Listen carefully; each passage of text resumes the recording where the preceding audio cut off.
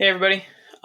This video, not gonna lie to you, I am going to make cellular respiration very simplified. So with that said, this is not the end all be all. Please use the book to help you better understand what's going on here. Use additional videos, use slideshows. But the point is, I want you to have a better understanding of what is going on, right? So and why it's going on. So again, this is not a very detailed video. It's just an overview. So let's jump into it. Let's just begin with this here. This is glucose, C6H12O6. What you can see is what it looks like as a molecule. That said, food has energy, right? Generically speaking, and specifically carbohydrates. So sugars like glucose. Again, I know that because it's ose. Anything that's ose is a sugar. Anything ACE is an enzyme. So, anyways, glucose is a sugar. Sugars or carbohydrates, same thing, um, are used for energy. So, with that said, there is energy stored in here. How do I know it's stored in here?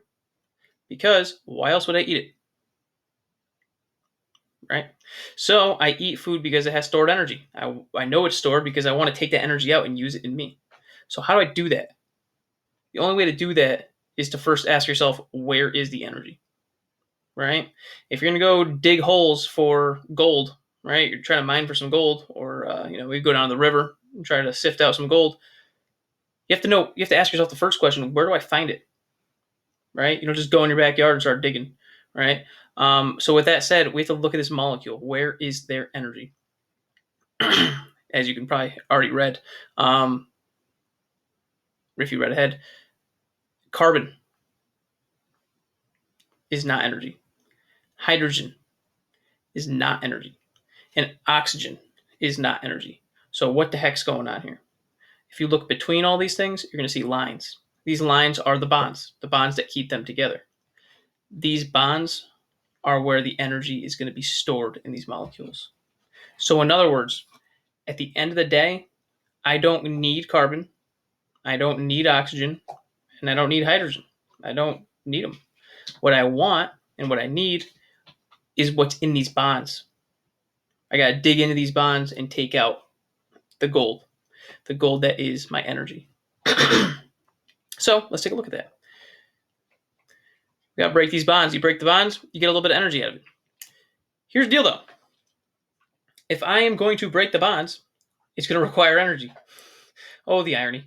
So for this whole unit, I want you to think about energy as capital, right? As a currency, as mentioned earlier, because just like money, you need energy to make energy. You need money to make money. You need energy to make energy. So with this process, let's simplify it even further. Here's my glucose, and let's look at it instead of this really fancy molecule. I just want to look at the carbons. Same idea, except instead of the shape we had 2 seconds ago, it is linear, and I'm only looking at the carbons. All right, so that said, I want to see how can I get the energy out of these carbons. It's a 6-carbon molecule. If you don't believe me, count up how many carbons there are, unless I screwed that up. Hopefully not. So the energy is stored in those bonds. All right, we have a glucose molecule with 6 carbons, and there's energy stored in those bonds.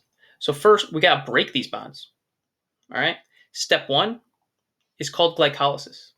Glycolysis is the first step of cellular respiration. In glycolysis, what does it mean? See if you can break down the words, see if you know any of these. Glyco means glucose, sweet. It means sugar. Hence glucose. Hence glycogen, right? These are all terms that sound very similar and they all have to do with sugar. So glycolysis is sugar. Lysis. If you're familiar with the term lysis, it means to break apart or to separate, right? So hydrolysis is hydrolysis, right? Sounds weird saying it that way, but it's water lysis, breaking something down using water. Glycolysis, we're breaking down sugar, glyco, using, well, we're going to break it down. Lysis, we're going to break it apart. So this is when you split it in half. Key things. Number 1, this happens outside of the mitochondria. What is the mitochondria? The mitochondria is the powerhouse of the cell. Everyone knows that. It's a nice little generic thing. But what does that mean? Mitochondria is where cellular respiration takes place, right? The process that we're talking about. Cellular respiration is the process of taking food, breaking it down for energy. Hence the reason the mitochondria is called the powerhouse of the cell. If this happened somewhere else, mitochondria would not be any powerhouse. All right.